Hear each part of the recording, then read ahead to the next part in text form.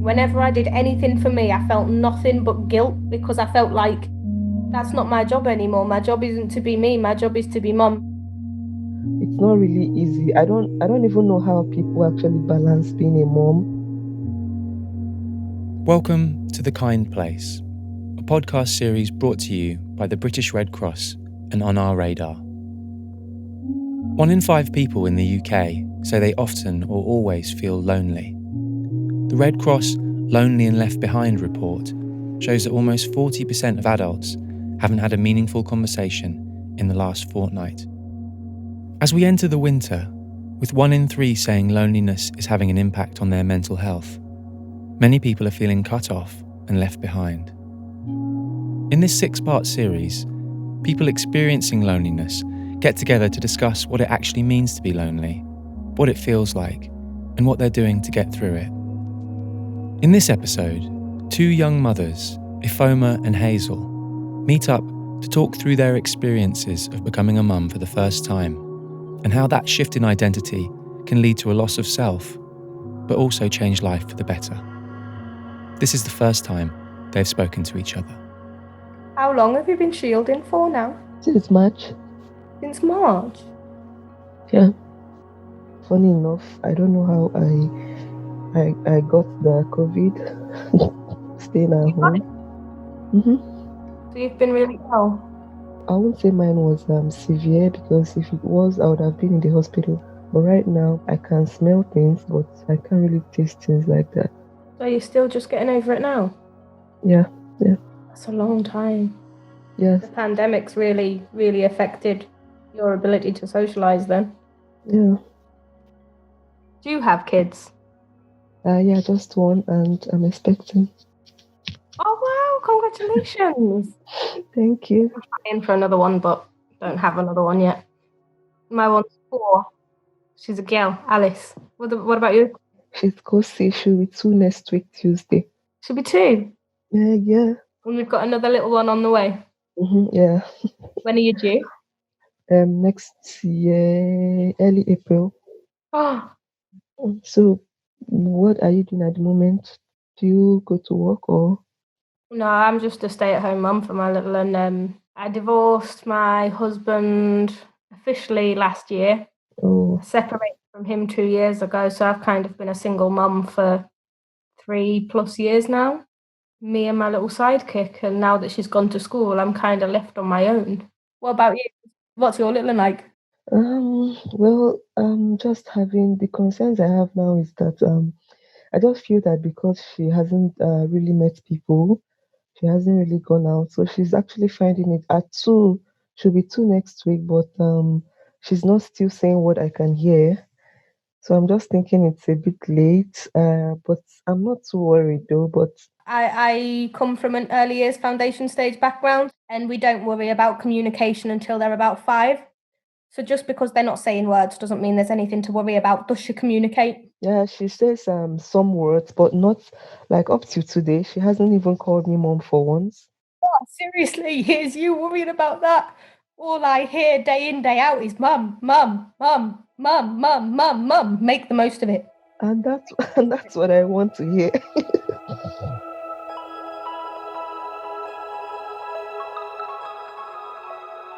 When I found out I was pregnant with my little one, for me, that was the turning point. That was when I knew, I was lonely and I didn't interact, and I don't want it to be the same, because social interaction is a skill, and you got to learn it. And I couldn't help her learn it if I didn't know it myself. So I had to go out and I had to learn how to do that skill. And I was 22 when I started pushing myself to be social. And it was hard, really hard. So I can't imagine how hard it must be for somebody older than me to do that, to learn how to interact again.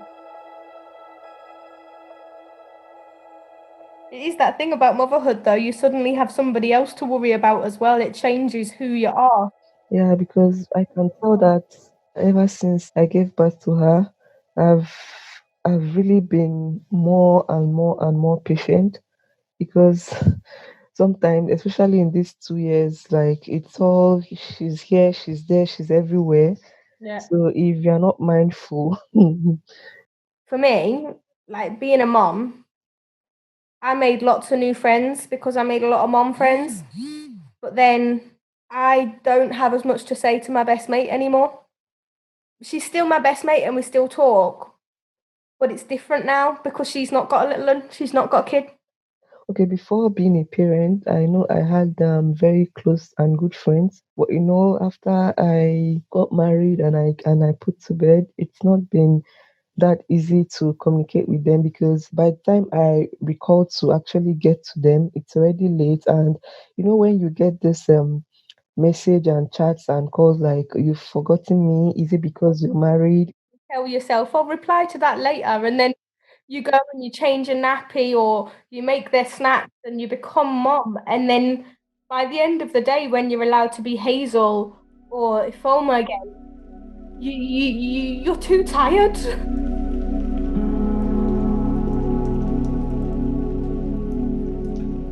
I find it hard now to balance out being me and being mom. And I felt awful because was it last night or the night before? I was putting my little one to bed and I put her to bed and I give her a cuddle and I give her a kiss and I says good night and she says, I want you to stay with me. And I said, sweetheart, I said, I need to go downstairs and I need to have me time now. I need to do things that I like to do. Yeah, Like, but you're just my mummy and you need to stay here with me. And I was like, and I'm always going to be here for you, but I still need to do my things too. yeah. And it was so hard for me to sit there and tell my kid that right now I needed to be me. Yeah, it actually happens to me as well because sometimes I just feel like, okay, let me just do what you want at this time, and then I'll just wait till sometimes I wait till like 12, 1 when I know she'll be fast asleep before I can probably come to the laptop or do some research, have time without someone not disturbing me and all that. So it's not really easy. I don't even know how people actually balance being a mom. From a mom to another mom. For the first 2 years, I did the same thing. Whenever I did anything for me, I felt nothing but guilt because I felt like that's not my job anymore. My job isn't to be me, my job is to be mom. It's only recently, when she started going to nursery and that I realised that giving myself that time Hmm. and taking that time, that makes me a better parent. Yeah. Because one day when she's bigger, she'll see when she's grown that you sometimes have to put yourself first. Hmm. I think that's important and that's healthy too. And it's so hard to do because you're constantly fighting with yourself as a mom to say, I need to put my little one first, I need to put my little one first, and I need to put my little one first. And then you say to yourself, well, how am I pouring from this cup? This cup is empty.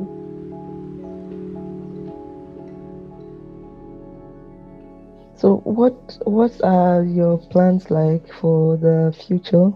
Are you planning to remarry? No. Why is that? I got married and I was so happy and I was so blind. And being married was probably the loneliest I ever felt. Being married? Being married. Because when I got with my ex-husband, I thought he was going to make my life better. And I thought I was in love. And then I moved to the Northeast with him. And I met all these people that I didn't know. And that only knew me as his wife.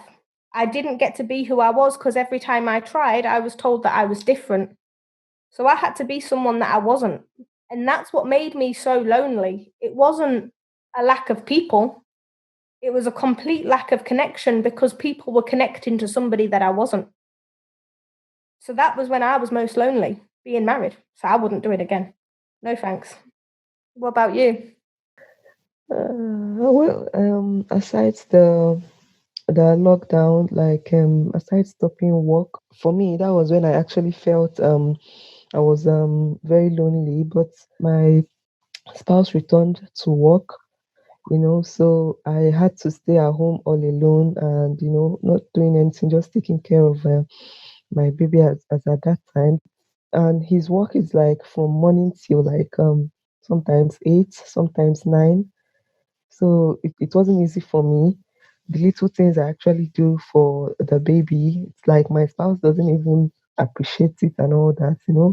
So, but when that happened, I just had to like call him and talk to him. And I'm like, I don't think you're like when you get back from work, you are supposed to actually take over. I know you are tired as well. Me, I'm a stay-at-home mom and I'm also working because taking care of baby is actually working as well. I wasn't feeling appreciated. You know what you've said? Like, people think lonely is a physical thing, and it isn't. Like, when you've talked about how you felt lonely, and when I talked about how I felt lonely, we felt lonely because of the emotional barriers. Yeah. And it's the communication that helped. Yeah. Yeah. Isn't that massive? Mm-hmm.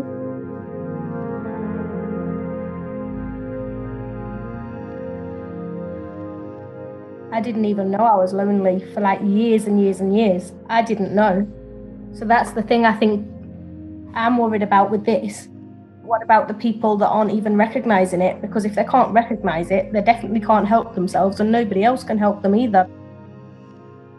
I was speaking to my elder sister last week and I'm like, do you ever feel sometimes that you don't have anyone again in this world? Like you are all alone, you don't have friends, you don't have people and all that. And she's like, wow, I thought I'm the only one that feels that way sometimes. And I'm like, no, you are not the only one. When you sit and you put it like that, you find out that the root cause of a lot of what's going on, like, is the fact that people are lonely and they don't know how to talk about it. All this media and everything else says that the nuclear family is the way forward and that's how the world is progressing. We'll stay isolated, we'll stay in ourselves. And COVID has basically gone, yeah, all right, we'll take all of this away, all of this that you're saying you don't need. We can't have it now because health. And everyone's going, oh, wait, we do need that. We do need other people. We do need our friends. We do need those extensions of our family because they're what we're saying and they're not talking.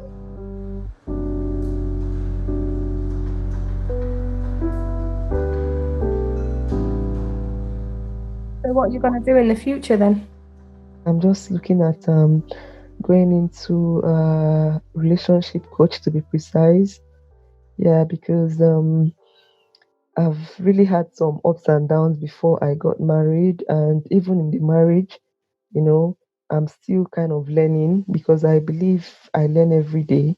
And in the past, I've really, people really come to me, when they have issues with their relationship and they're like, I've got a secret and I've not told anyone before, and I'm just telling you and you alone. And I'm like, why me? Why can't it be someone else? I think people recognize honesty in other people. And I think people recognize people that have a good heart. And you must have a good heart. You're just one of those people. You want to make a difference. Yeah, yeah, yeah. You're cool. So that's what I want. I don't have a job right now. I do a lot of volunteering. I volunteer with the Red Cross. I volunteer with Cubs. I volunteer with breastfeeding support in my area. Volunteering for me is probably the best thing I've ever done with my life. I want to help people because I've felt low, I've felt lonely, I've felt depressed, I've felt awful in my lifetime.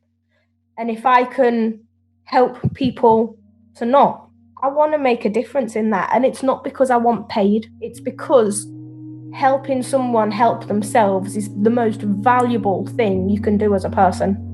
And I think it's nice to hear from somebody else, because we're really different people. Sure. We're from different parts of the world, Yeah. and we live in different places, and we've got different stories and different backgrounds. Yeah. And ultimately, what you've said is very similar to what I want in my life. I want to give because I love doing it, and you want to help because you love doing it. So we're vastly different people, but we want the same things in our life. That's pretty cool.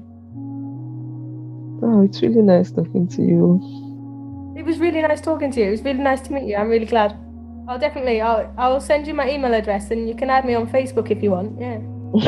All right, thank you. All right. Bye. Bye. Yeah, bye. Bye. We've set up a loneliness line to hear from people around the country and create conversations that connect. If you would like to get involved, please send us a message in confidence to 07593 220 510 with your name and number, and we'll get back to you. And be the first to hear future episodes of the podcast.